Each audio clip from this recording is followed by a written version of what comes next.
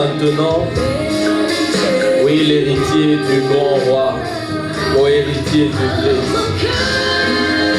Oui, que mon cœur édise la nuit et le jour.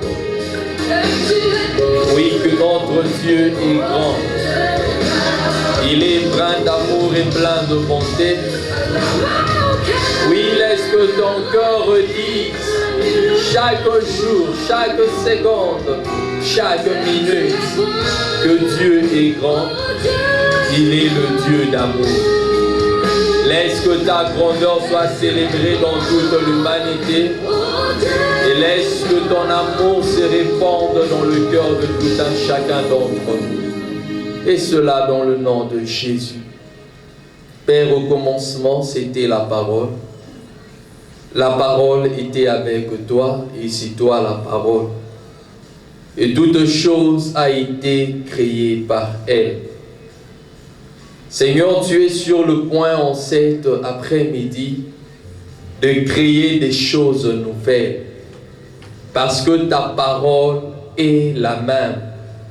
Si elle a pu créer dans le passé, elle peut encore créer des choses nouvelles au présent. Seigneur, je prie que cette parole puisse créer une joie efficace et profonde dans la vie de toute personne qui entendra ce message. La fin d'une chose vaut mieux que son commencement. Seigneur, à la conclusion de cet enseignement sur Jésus-Christ est le même. Et il a le pouvoir, la capacité de nous combler de joie. Père, laisse que l'onction de joie soit le partage de toute personne ici présente et de toute personne qui nous suivra au travers de cette vidéo. Que la joie devienne son ami de tout le jour. Que la joie devienne sa compagne de tout le jour. Qu'il dorme dans la joie et qu'il se réveille dans la joie. Qu'il marche dans la joie. Qu'il réfléchisse dans la joie. Qu'il parle avec joie. Que toutes ses actions soient saturées de ta joie. Car les Écritures déclarent: soyez toujours joyeux. Et laisse qu'au travers de cette parole, que la joie nous soit communiquée. Pas une joie passagère, mais cette joie parfaite que tu nous as promis dans ta parole, que tu nous donneras la joie parfaite. Pas une joie que les hommes donnent, mais une joie qui vient de toi. Une joie qui est accompagnée de paix. Une joie qui est accompagnée d'amour. Une joie qui est accompagnée de bonté. Une joie qui est accompagnée de fidélité. Une joie qui est accompagnée de la maîtrise de soi. Une joie qui est accompagnée de la bienveillance. Une joie qui est accompagnée de la puissance de Dieu. Père, laisse que ce type de joie soit notre partage. Laisse que ce type de joie puisse trouver domicile, puisse élire domicile dans nos cœurs, dans nos familles, dans nos entreprises, dans nos projets, dans cette église, dans les différentes églises du Christ dans le monde, mais aussi dans la vie de tous ceux-là qui nous suivent dans cette vidéo, ainsi que dans leurs familles respectives. Que la joie de l'Éternel soit votre partage. Dans le nom puissant de Christ Jésus, nous avons ainsi prié avec action de grâce. Amen. Amen. Que le nom de Jésus soit béni, Église de Dieu. Ce matin, nous voulons clôturer cet enseignement que nous avons commencé sur la joie. Nous avons commencé ensemble un bon enseignement, un très bon enseignement, Église de Dieu, qui a pour thème Jésus-Christ est le même, hier, aujourd'hui, éternellement, et il a le pouvoir de. Et comme sous-thème, nous aimerions nous dire que Jésus-Christ a le pouvoir de restaurer votre joie. Et Église de Dieu, nous voulons également saluer tous ceux-là qui nous suivent au travers de cette vidéo. Ce qui est vrai, votre joie n'est que dans la présence de Dieu. La joie parfaite, la joie la meilleure, ne réside pas entre les mains des hommes. C'est entre les mains de Dieu. Si vous vous confiez en lui, votre joie sera parfaite. Votre joie sera constante. Votre joie ne sera pas balancée. Appuyez-vous sur Dieu et votre joie sera durable. Dans le bon comme dans les mauvais jours, votre joie sera stable et constante. Au travers de ces messages, que le Seigneur vous communique la joie, qu'il vous visite et qu'il vous sature de sa joie, afin que vous soyez dans la paix et que vous soyez heureux dans le nom de Jésus.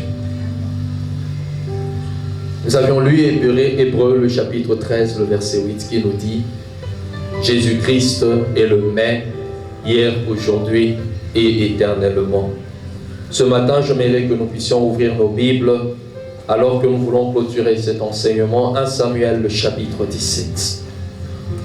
1 Samuel, le chapitre 17. Nous allons commencer à partir du verset 16.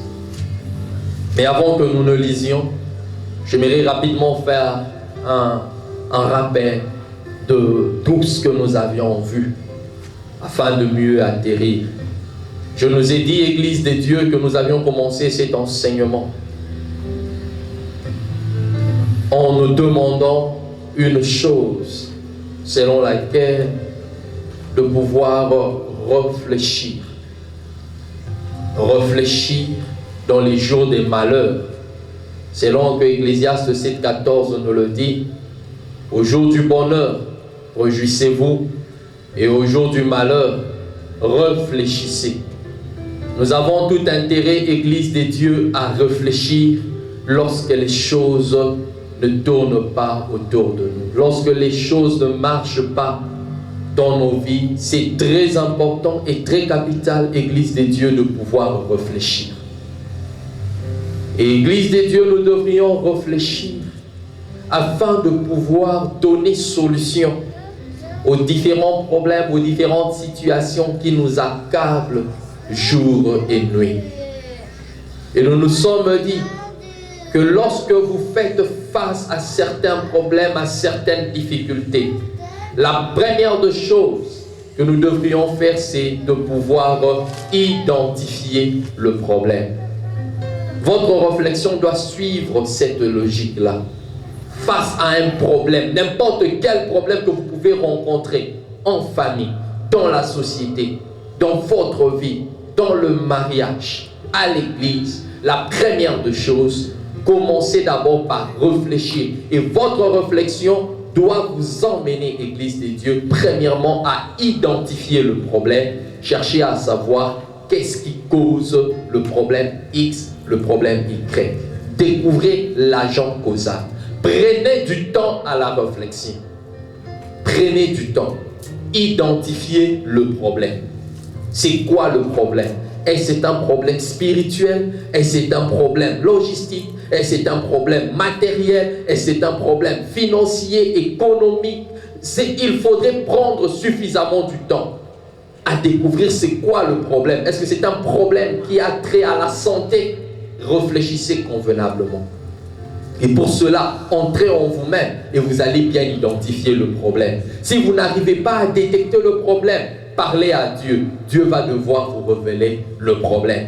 Et si possible, asseyez-vous pour découvrir ensemble c'est quoi le vrai problème. La deuxième des choses, après avoir identifié le problème, nous nous sommes dit avec beaucoup d'amour, Église de Dieu, qu'il faudrait chercher à tout prix de voir des solutions. J'ai identifié que c'est ça le problème. Mais quelles sont les voies des solutions que vous donnez pour pouvoir résoudre ce problème qui a été identifié? Et nous nous sommes dit, Église de Dieu, avec amour, à la recherche de solutions. Ne commencez pas d'abord à voir ailleurs. Vous êtes vous-même d'abord solution à votre propre problème. Vous êtes vous-même solution, Église de Dieu. Souvent, on cherche des solutions ailleurs, on cherche des solutions chez le voisin, mais j'aimerais vous rassurer que vous êtes vous-même solution à votre propre problème. Dieu a placé en vous des capacités, de talents. Et si vous les mettez en pratique, vous allez devoir donner solution à votre problème. Et si auprès de vous, vous ne trouvez pas, Dieu a mis à côté de vous des hommes de Dieu. Voyez les hommes de Dieu qui sont autour de vous pour pouvoir trouver comment sortir de cette affaire ou de ce problème qui trouble, qui dérange. À part les hommes de Dieu que Dieu a mis, il y a la personne de Dieu. Dieu lui-même est mieux placé pour pouvoir vous donner des issues, de moyens pour vous en sortir. Et cela passe par la prière. Lorsque vous priez, lorsque vous lisez la parole de Dieu, vous allez devoir trouver des voies, des moyens de sortie pour pouvoir mettre fin à ce problème. Église de Dieu, je le répète, c'est un enseignement pratique, pas théorique. Si vous ne voulez pas prendre du temps à la réflexion, vous allez vivre les mêmes choses partout. Vous allez vivre les mêmes choses d'année en année. Vous allez résoudre certains problèmes juste pour une courte durée et après un temps, les mêmes problèmes ou la situation revient parce que vous n'avez pas pris le temps de bien identifier. Voilà pourquoi j'insiste, identifier ce problème correctement, exactement. Et deuxièmement, chercher des voies, des solutions efficaces. Lorsque quelqu'un souffre de la fièvre, on commence d'abord par lui injecter le dipyrone. Pourquoi? Pour que cela abaisse la température. Et c'est comme ça qu'on doit apprendre, Église des dieux. Cherche l'élément approprié. Cherche la solution, la voie appropriée pour donner vraiment solution à ton problème ou à cette situation qui t'accable.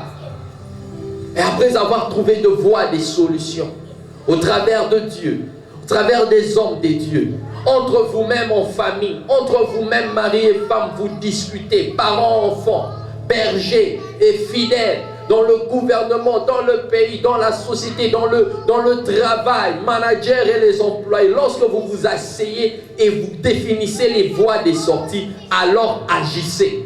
C'est ça le troisième point, agir. Parce que plusieurs ont des bonnes idées, ont des très bonnes résolutions, mais malheureusement, ils ne sont pas prêts à pratiquer. La pratique est la chose la plus importante dans la démarche de notre enseignement. Savoir agir. Et lorsque vous agissez, Église des dieux, rassurez-vous que Dieu vous accompagne dans la solution. C'est ainsi que le quatrième point qui nous emmène vers la conclusion, c'est que quand tu es en train de chercher à agir ou quand tu agis, sois revêtu de l'assurance. C'est ça le quatrième point qui nous emmène vers la conclusion. Sois revêtu de l'assurance que c'est possible, que la manière dont je suis en train d'agir ou de mener mes actions, cela me conduira vers la réussite, vers le succès et vers ma joie parfaite. Si vous n'êtes pas revêtu d'assurance, si vous n'êtes pas revêtu, Église des dieux, de cette constance-là que Dieu est de mon côté, avec la force que j'ai, j'agis et je réussirai. Si vous n'aviez pas, Église des dieux, je le répète, cette assurance-là, vous risquerez d'être perdant, vous risquerez d'avoir peur, vous risquerez d'être des hommes pleins de doutes. Or, le doute, Église des dieux, est un grand ennemi de la foi. Ne doutez pas lorsque vous êtes en train d'agir face à une action. Ne doutez pas. Croyez que vous n'êtes pas seul. La Bible dit tout ce qui passait entre les mains de Joseph dans la maison de Potiphar était en train de propulser, était en train de prospérer, était en train d'aller loin. C'est pour nous dire, Église de Dieu, rassurez-vous que tout ce qui doit passer entre vos mains est appelé à réussir. Tout ce qui passe entre vos mains est appelé à ne pas échouer. Et si l'on comprend cela, Église des dieux, si le même Dieu, puisque nous avons dit que Jésus-Christ est le même, s'il a été avec Joseph, de façon que Joseph prospérait en tout, rassurez-vous que ce même Dieu est le même. Il fera assez que ce que vous avez entre vos mains puisse aussi prospérer. Les actions que vous serez en train d'engager seront en train de réussir. Parce qu'avec Dieu, c'est la réussite. Avec Dieu, vous ne connaîtrez pas un échec quelconque. Avec Dieu, il n'y a pas de déception. Avec Dieu, il n'y a pas de déception. Et j'aimerais nous dire que la Bible déclare que la détresse ne paraîtra pas deux fois dans vos vies. Si on a eu à échouer la fois passée, c'est peut-être parce qu'on n'avait pas su marcher selon ces quelques procédures que je nous ai données. Mais maintenant que nous connaissons ce qu'il faut, Église de Dieu, soyons très conscients que la prochaine réussite ne dépend que de vous, ou le prochain échec ne dépend que de vous. Vous êtes responsable. Je priais par rapport à cet enseignement et le Seigneur m'a mené à une conclusion selon laquelle il a mis tout entre nos mains. Il a tout donné à l'homme qui pourrait faire sa joie, mais c'est à l'homme de décider sur sa joie ou sur sa tristesse. C'est à l'homme de décider sur son bonheur et sur son malheur. Deutéronome 28 est en train de nous le dire clairement que si nous obéissons à la voix de l'Éternel, notre Dieu, à la parole de Dieu, voici les bénédictions qui s'en suivront. Mais si nous n'obéissons pas, voici les malédictions qui s'en suivront. Chacun est appelé à être responsable, de faire attention à ce que Dieu lui dit et de pouvoir pratiquer et réussir sa destinée, ou de négliger ce que Dieu a lui dit, faire semblant et échouer sa destinée. Dieu est en train de travailler avec nous pour que nous réussissons. Dieu ne travaille jamais pour l'échec d'un homme. Dieu n'a jamais travaillé pour le chèque des noms. Il travaille pour ta réussite. Depuis le temps ancien, Église de Dieu, Dieu a placé l'homme dans le jardin d'Éden afin qu'il réussisse, afin qu'il soit joyeux. Dieu n'avait jamais créé l'homme pour qu'il soit triste. Mais c'est le choix que l'homme a fait, l'a emmené dans la tristesse. Et aujourd'hui, tous sommes victimes à cause d'un choix qui a été fait dans le temps passé. Et le choix que tu peux faire aujourd'hui peut avoir des répercussions sur tes enfants, peut avoir des répercussions sur ta famille, peut avoir des répercussions sur le pays, peut avoir des répercussions sur la société. Voilà pourquoi ce matin, j'aimerais nous rassurer, Église de Dieu, apprenons à faire un bon choix. Dieu veut que vous choisissez le chemin qui vous conduit vers la joie et non le chemin qui nous conduit vers la tristesse. Tout dépend de chacun d'entre nous. Ce qui est vrai, il a mis devant nous la vie et la mort. C'est à nous, hommes, de pouvoir faire un choix. Et le choix que vous devriez faire, c'est premièrement, identifier le problème. Deuxièmement, trouver de voies de sortie ou de voies de solution. La troisième de choses, agissez. Et la quatrième de choses, soyez revêtus de l'assurance que la manière dont je suis en train d'agir, je veux devoir réussir, je ne veux pas devoir échouer. Église de Dieu, si nous mettons ces 4 points en pratique, rassurons-nous que nous sommes en train de bâtir une grande montagne, une grande maison de joie dans nos vies, dans notre destinée. Quand nous étions en classe, on nous disait à bon entendeur et nous repliquions, salut. C'est à chacun de nous de faire un choix. Et nous concluons ce matin ce message en ouvrant 1 Samuel, le chapitre 17. Je veux nous appeler à lire cette histoire à la maison. C'est un long chapitre, lisez-les à la maison. Mais cette histoire est en train de résumer tout le message que je nous ai enseigné depuis le début jusqu'à la fin. Le verset 16. Nous commençons au verset 14 même. David était le plus jeune. 1 Samuel 17, 14. David était le plus jeune. Et lorsque les 3 aînés furent partis à la suite de Saoul, David s'en allait de chez Saoul et revenait pour faire paître le troupeau de son père à Bethléem. Le Philistin s'avançait. Matin et soir, il se présenta pendant 40 jours. Isaïe dit à son fils David, prends pour tes frères cet épha de grains rôtis et ce 10 pains et porte-les vite à tes frères dans le camp. Nous sautons le verset 20. David se leva de bon matin Il remit le troupeau à un gardien, prit sa charge et partit comme Isaïe le lui avait ordonné. Lorsqu'il arriva au camp, l'armée sortait pour se ranger en bataille et s'élancer la clameur des guerres. Israël et les Philistins se rangèrent en bataille, troupe contre troupe. David se défit de ses bagages, le remit d'entre les mains du gardien des bagages et courut vers les rangs. Aussitôt arrivé, il salua ses frères. Nous sautons, nous allons jusqu'au verset 26. La Bible dit ceci. David dit aux hommes qui se trouvaient avec lui, « Que fera-t-on pour celui qui tuera ce Philistin et qui relèvera le défi lancé à Israël? Qui est donc ce Philistin? C'est un circoncis pour lancer un défi aux troupes du Dieu vivant. » Et après avoir entendu ces choses, nous sommes au verset 29. David répondit, « Qu'ai-je fait jusqu'à présent? En voilà une affaire. » Il se détourna de lui pour s'adresser à un autre et posa les mêmes questions. Le peuple lui répondit, comme la première fois, lorsqu'ils ont eu entendu les paroles prononcées par David, on les rapporta devant Saül, qui le fit chercher. David dit à Saül que personne ne se décourage à cause de ces Philistins. Que personne ne se décourage à cause de ce Philistin. Ce matin, j'aimerais nous le dire, Église des dieux, que personne ne se décourage par rapport à toutes ces situations, par rapport à tous ces problèmes, par rapport à tous ces événements qui ont eu à affecter votre destinée, qui ont eu à affecter votre joie. Que ce soit des nouvelles que vous aviez entendues, des choses que vous aviez entendues ou des choses que vous aviez vues. Église de Dieu, ne vous découragez pas. Ne vous découragez pas.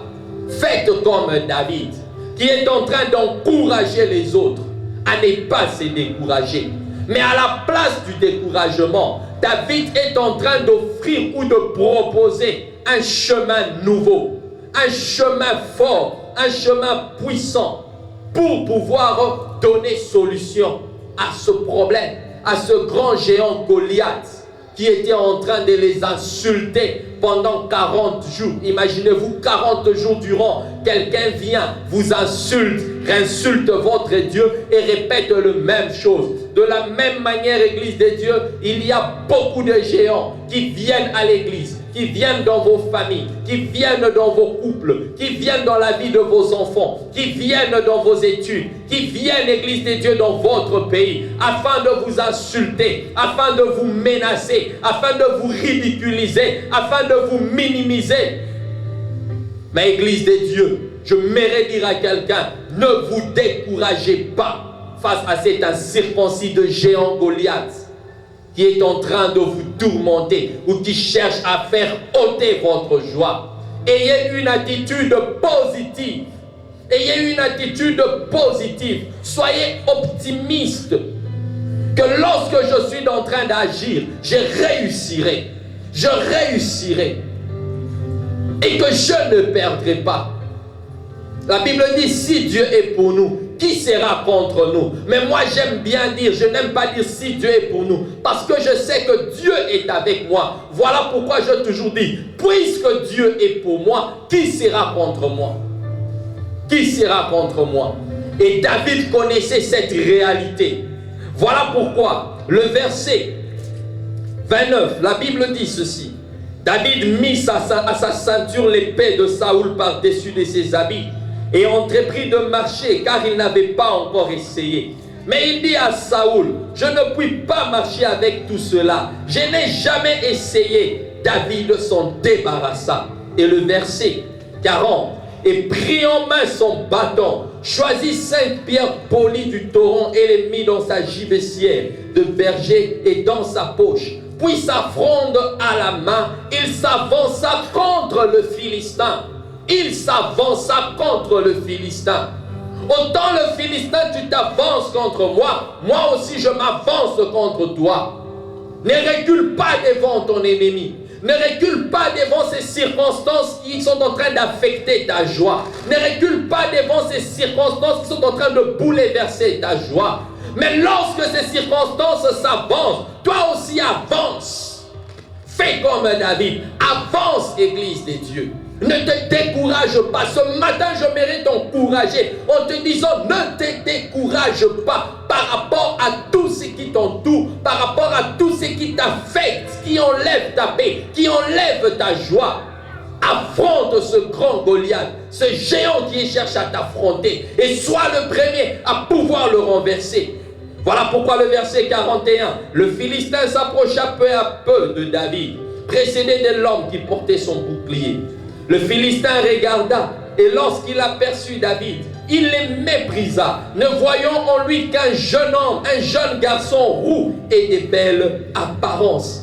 Le Philistin dit à David, 43, « Suis-je un chien pour que tu viennes contre moi avec des bâtons ?» Et après l'avoir maudit par ses dieux, il ajouta, « Viens vers moi, et je donnerai ta chair aux oiseaux du champ, du ciel et aux bêtes de champ. » David dit aux Philistins, « Tu marches contre moi avec l'épée, la lance et le javelot, et moi, je marche contre toi au nom de l'Éternel des armées, du Dieu de troupes d'Israël, que tu as mis au défi. » 46. Aujourd'hui, l'Éternel te livrera entre mes mains. Je te frapperai et je te couperai la tête. Aujourd'hui, je donnerai le cadavre du camp de Philistins aux oiseaux du ciel et aux animaux de la terre. Et toute la terre reconnaîtra qu'Israël a un Dieu. Toute cette assemblée reconnaîtra que ce n'est ni par l'épée, ni par la lance que l'Éternel sauve. Car la bataille appartient à l'Éternel et il vous livre entre nos mains. Face à tout ce problème, face à toutes ces choses qui vous environnent, face à tous ces défis, à ces persécutions, à ces tribulations, Église des dieux, à ces tentations, à ces épreuves, je nous appelle, Église des dieux, à avancer au nom de l'Éternel. Avancez au nom de l'Éternel. Lorsque vous agissez, soyez revêtus de l'assurance que vous êtes accompagné de l'Éternel. Du reste, Jésus-Christ dit alors qu'il est en train de partir, il a dit, voici, je serai avec vous tout le jour jusqu'à la fin de temps. Si Jésus est avec toi, qui sera contre toi? Quel est ce grand géant qui cherchera à te renverser, à te garder toujours triste, en train de pleurer, en train de te lamenter, matin, midi, soir, les mêmes choses? Mais Église des dieux, si Israël a pu rester pendant 40 jours, c'est parce que Israël n'avait pas pris le courage de pouvoir agir. Mais un David qui était un non-aligné, lorsqu'il vient, il voit le défi qui est au-devant de lui. Il a identifié le problème, Église des dieux. Il a compris que c'était un problème de géant qui était en train d'insulter l'armée des dieux et d'insulter Dieu. David a commencé à chercher des voies de solution. Il a cherché à entendre ce qui s'est passé. Qu'est-ce qu'il y a? C'est quoi le problème? Et on lui a proposé des armes, des instruments pour pouvoir combattre Goliath. Mais malheureusement, ce n'étaient pas des armes qui ressemblaient à lui-même. Voilà pourquoi les hommes vous donneront des choses pour affronter vos situations. Mais ce qui est vrai, pesez si ces armes-là, pesez si ces conseils-là valent mieux la peine d'être appliqués. Parce que si David avait commis l'imprudence d'utiliser les armes de Saoul, il serait mort.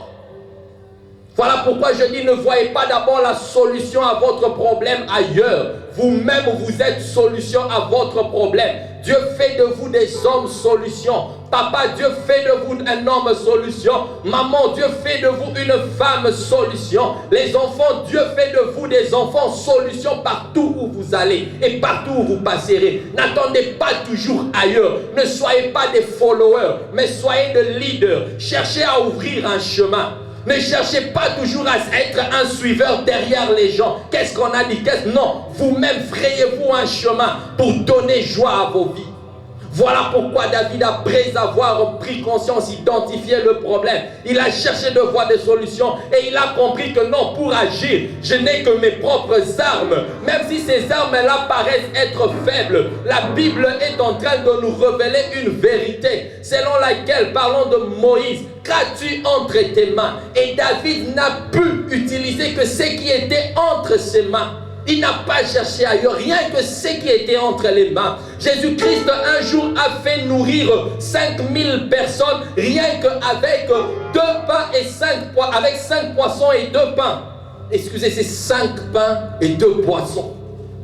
Il a nourri une multitude de personnes. Des fois, nous voulons être comblés pour agir, alors que Dieu veut que le peu que nous avons, le minimum que nous avons, nous pouvons les travailler, nous pouvons les exploiter, afin de pouvoir créer quelque chose de grand et de précieux. Et quand David a pris conscience de cette chose, David a couru. Il est allé affronter Philistin. Voilà pourquoi, Église de Dieu, s'il te plaît, faites attention à ce que vous entendiez. Il y a des choses que vous allez devoir entendre qui vont devoir affecter votre joie. Mais ne vous découragez pas. Si David était seulement en train d'entendre ce que Goliath entendait et Goliath disait et ce que le peuple disait, certainement David allait avoir peur. Et plusieurs ont perdu leur joie comme ça à cause de certaines nouvelles, certaines informations. Voilà pourquoi peu importe ce que vous entendez, restez positif. Peu importe ce que vous voyez de vos yeux, restez positif. Parce que si vous voyez la grandeur de Goliath, vous n'aurez pas le pouvoir de l'affronter. Voilà pourquoi David ne regardait pas la grandeur de la taille de Goliath, mais il voyait plutôt la grandeur de la taille de son Dieu. Et il savait que mon Dieu, c'est vrai, Goliath est plus grand que moi, mais moi j'ai un Dieu qui est plus grand que Goliath. Et puisque Dieu est de mon côté, alors moi et Dieu, si nous formons une équipe, nous renverserons Goliath. Voilà pourquoi ne vous effrayez pas par ce que vous êtes en train de voir. Ça peut vous affecter et ça peut vous empêcher d'être positif dans ce que vous faites. Laissez aussi que votre langage soit positif. Que l'autre langage soit positif. La Bible déclare que la vie et la mort sont au pouvoir de la langue. La manière dont vous êtes en train de manipuler votre langue pourra vous donner la réussite, tout comme pourra aussi vous conduire vers la défaite. C'est à vous, Église de Dieu, de faire un choix. Et vous allez vous rendre compte que la procédure avec laquelle David a tué Goliath ne venait que de ses propres paroles. Il lui a dit, toi je te prendrai, je te couperai la tête, je donnerai ton corps. Et effectivement, lisez la Bible, vous allez voir c'est ce qui a été fait. Pourquoi son langage était un langage positif. Voilà pourquoi face au défi que vous rencontrez, Église de Dieu, ayez un langage positif. Peu importe la durée de cette situation, peu importe le costaud de cette affaire, Église de Dieu, ayez un langage positif, que je te couperai la tête. Je te couperai la tête. Et pour l'avoir fait, Église de Dieu, David a retrouvé la joie, mais a aussi donné la joie à une grande multitude qui était autour de lui. Et vous allez voir également Josué et Caleb dans la même chose lorsqu'il y a eu espionnage de Jéricho. C'est vrai qu'en ramenant la nouvelle, Josué et Caleb ont dit c'est vrai qu'il y a des géants dans ce pays-là. Mais si l'Éternel nous est favorable, il nous donnera ce pays. C'est vrai que les géants, quand vous les regardez, ils vous font peur. Ils vous font voir que oui, ce problème a déjà duré. Ça ne va pas être réparé. Mais il a dit que si l'Éternel nous est favorable, si l'Éternel... Et ce matin, j'aimerais nous dire, Église de Dieu, Dieu vous est favorable, puisque Dieu est de votre côté. Voilà pourquoi ne vous découragez pas. Et puisque Josué et Caleb avaient un langage positif, voilà pourquoi ils ont eu à hériter Canaan. Mais les autres peuples qui n'avaient pas un langage positif, qu'est-ce qui est arrivé? Ils se sont d'abord comparés comme des sauterelles. Ils se sont trouvés comme des sauterelles devant ces géants-là. Et voilà pourquoi ils ont été tués. Pourquoi? Parce qu'ils avaient eu peur à cause de ce qu'ils avaient entendu et ils se sont minimisés. Voilà pourquoi, Église de Dieu, la manière dont tu t'es défini par rapport à une situation, bien-aimé, aura de répercussions sur ce que tu seras, sur ce que sera ta destinée. Voilà pourquoi définis-toi grand devant un obstacle. Ne te définis pas petit, Église des dieux. Vois la grandeur des dieux et agis. Nous concluons ce message, Église des dieux, en lisant 1 Thessaloniciens 2, 13 et Luc 5, 36 à 39. Nous commençons par Luc 5, 36 à 39. La Bible dit ceci. Il leur dit aussi une parabole. Personne ne déchire d'un habit neuf un morceau pour le mettre à un vieil habit. Autrement, il déchire l'habit neuf et le morceau qu'il en a pris n'est pas assorti au vieux. Et personne ne met du vin nouveau dans des vieilles outres. Autrement, le vin nouveau fait rompre les outres. Il se répand et les outres sont perdues. Mais il faut mettre le vin nouveau dans des outres neuves. Et personne, après avoir vu du vin vieux, n'en veut du nouveau, car il dit, le vieux est bon. Et nous lisons encore 1 Thessaloniciens 2, 13. 1 Thessaloniciens 2, 13. Les Écritures des dieux nous disent, les Écritures nous disent ceci.